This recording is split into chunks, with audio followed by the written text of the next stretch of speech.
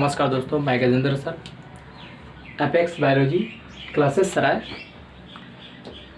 हम आपके लिए चैप्टर 5 जेनेटिक्स जो है उसका तीसरा नियम लेके आए, मेंडल का तीसरा नियम।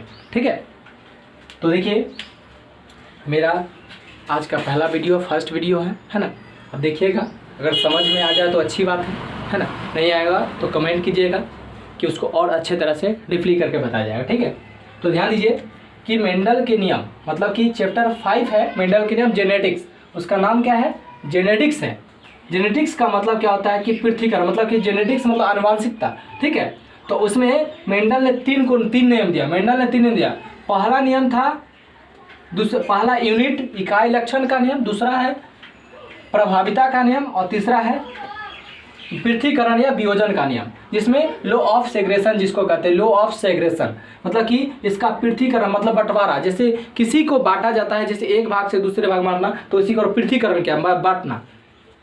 तो देखिए ध्यान दीजिए, यहाँ पे बांटने के लिए आपको बताया जाता है कि क्या बांटना है। तो यहाँ पे देखिए दो मतलब कि फूल के बीच क्रॉस कराया जाता है, मतलब कि दो फूल के बीच क्रॉस कराया जाता है। एक बैगनी फूल है और एक व्हाइट फूल है, मतलब कि एक बैगनी फूल है और एक सफ़ेद फूल है। तो सफ़ेद फूल और बैगनी फूल देखिए ध्यान दीजिए, तो इसके बीच जो पेरेंट जनरेशन है, मतलब माता पिता जैसे होता है, जनरेट करा मतलब जनरेशन, ये क्या जनरेशन है। ठीक है, तो ध्यान दीजिए कि पेरेंट जनरेशन में क्या होता है। पेरेंट जनरेशन इसको इंडिकेट किया गया, बताते हैं कि इसको इंडिकेट W मतलब कि जो कैपिटल है, कैपिटल लेटर से इंडिकेट किया गया है, और इसको स्मॉल लेटर से इंडिकेट किया गया है। ठीक है, तो इसमें जो है कि पेरेंट जनरेशन में सबसे पहले गेमेट्स मतलब कि उसका जो है कि बैगनी फूल और व्हाइट फूल, तो बैगनी फूल और व्हाइट फूल दोनों के बीच जब क्रॉस कराया गया, दोनों मतलब कि क्रॉस जब कराया जाता है, तो क्रॉस कराने के बाद जो गेमेट्स बनता है मतलब इग्मक का निर्माण होता है। तो इग्मक बनेगा, तो इग्मक बनने के बाद यह जो है कि जब बन गया तो निश्चित फर्टिलाइजेशन जब हो गया, FT हो गया जिसको कहते हैं FT मतलब कि फर्टिलाइजेशन जब हो गया, फर्टिलाइजेशन करने के बाद एक तीसरा विकल्प देगा, मतलब कि F1 जनरेशन को निर्माण करेगा। F1 जनरेशन को जैसे ही निर्माण करेगा, तो निर्माण करने से ये W और W मतलब कि आपको क्या है, बैगनी फूल और व्हाइट फूल दोनों बनाएगा। तो दोनों मिलकर बना तो ऑल वायलेट फ्लावर, मतलब जितने भी फूल बनेंगे सभी बैगनी फूल बनेंगे। क्या बनेंगे? सभी बैगनी फूल बनेंगे। तो बैगनी फूल क्या होता है, देखिए ध्यान दीजिए, तो सभी जितने भी फूल बनेंगे सब बैगनी फूल हो गया। अब इसके बीच अब F1 जनरेशन में क्या हुआ कि सभी फूल क्या हुआ, बैगनी बना। F1 जनरेशन में सभी फूल बैगनी बना। अब F2 जनरेशन में आइए, अब F2 जनरेशन होता क्या।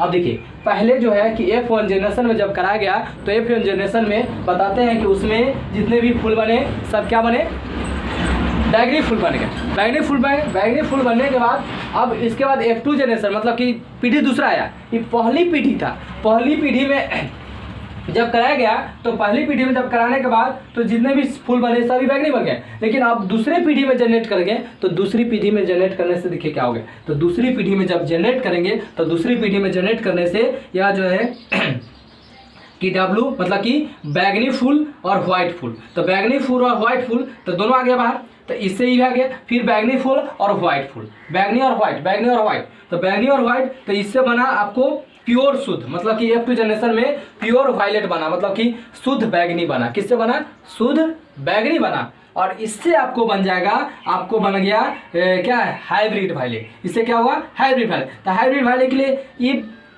बैगनी भी चाहिए और व्हाइट भी चाहिए, दोनों चाहिए। बैगनी और व्हाइट दोनों मिलके क्या बना, हाइब्रिड बना। क्या बना, हाइब्रिड। और फिर आगे जाइए तो व्हाइट और फिर क्या है, बैगनी, फिर बैगनी मिलकर क्या, हाइब्रिड वायलेट बनाया। फिर यह हाइब्रिड वायलेट बनाया। फिर यहाँ ध्यान दीजिए, फिर जब इधर आया तो W मतलब कि यह कैपिटल बना, मतलब कि पूरे तरह से क्या है, व्हाइट फ्लावर और व्हाइट फ्लावर, इससे और इससे दोनों के बीच जब कराया गया, तो प्योर व्हाइट मतलब कि शुद्ध सफ़ेद फूल का निर्माण हुआ, शुद्ध सफ़ेद फूल। अब इसका रेशियो में क्या होता है, अब रेशियो की बात बताते हैं। तो रेशियो में क्या होता है कि 1 जीनोटाइप रेशियो, तो 1 जीनोटाइप रेशियो मतलब 1 अनुपात जो जीनोटाइप रेशियो होगा वो क्या होगा। तो देखिए प्योर शुद्ध तो 1 गो है, प्योर शुद्ध 1 गो ना है।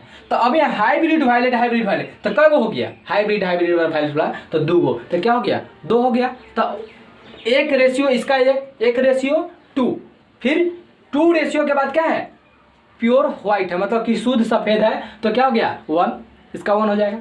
फिर उसके बाद ध्यान दीजिए, अब फिनोटाइप रेशियो में देखिए, फिनोटाइपिक रेशियो में क्या होता है कि 3। तो ध्यान दीजिए कि वायलेट और वायलेट क्या गो वायलेट है, 3 गो है, क्या गो है 3 गो वायलेट है। तो 3 गो वायलेट में, तो 3 गो वायलेट के 3 हो गया, और प्योर व्हाइट कैसा है, तो व्हाइट 1 है। तो ये आपका ये कोई जीनोटाइप और फिनोटाइप का रेशियो है, इसको हमेशा याद रखेगा ऑब्जेक्टिव को पूरी तरह से कंफर्म करने के लिए। ऑब्जेक्टिव क्लियर इससे हो जाएगा, ठीक है ना।